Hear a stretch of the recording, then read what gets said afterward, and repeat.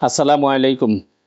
আজকে আপনাদের সামনে যে বিষয়টা নিয়ে আলোচনা করব এটা হলো মাইনর অপারেশন।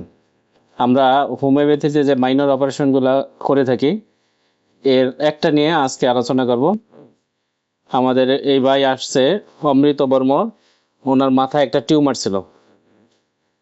এখন দেখতেছেন আপনারা ব্যান্ডেজ করা, অলরেডি করে ফেলেছি এটা। নিয়ে আসছে নরেন্দ্র বর্মা।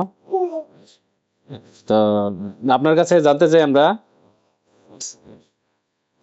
আমাদের এখানে কিভাবে আসলেন অমৃতমর ভাই? নিজে খাতার মাধ্যমে আসছে। মানে হলো আপনার আঙ্কেল লাগে? আচ্ছা, তা আপনার বাসা কোথায়? আমার বাসা হলো কিশোর কিশোরগঞ্জ। কিশোরগঞ্জ কোন জায়গায়?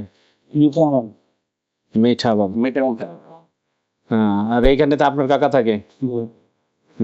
ওনার মাধ্যমে জানতে পারছেন আমাদের এখানে চিকিৎসাটা কেমন নাকি? তো এখন যে অপারেশনটা করলাম, আগে তো টিউমার ছিল না? এমনি ব্যথা ট্যাথা ছিল আগে? আগে ব্যথা ছিল না, বলতো মাঝে মাঝে এই যে চিল্লি মতো অনেকদিন পর পর প্রায় মাস 15 দিনে মানে এই কারণে এই জন্যই চিকিৎসা করতে আসছেন? কেমন যেন একটা লাগে। পরে আগে থেকে বলতেছে আমি করি না, কিন্তু এই কি হইব আছে দেখ।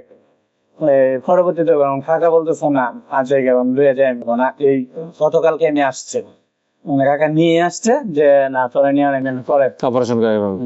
আচ্ছা, অপারেশনটা এই জন্য করলাম যেহেতু সব রোগ তো হোমিওপ্যাথির মাধ্যমে ভালো হয় না। কিছু আছে অপারেশন করতে হয়, যেমন সিস্ট জাতীয়, এটা ছিল সিস্ট জাতীয়, যেমন চর্বি জাতীয় এটা।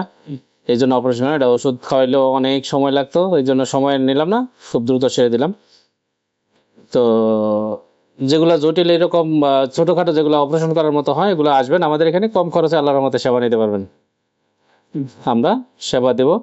আসসালামু আলাইকুম রহমতুল্লাহ।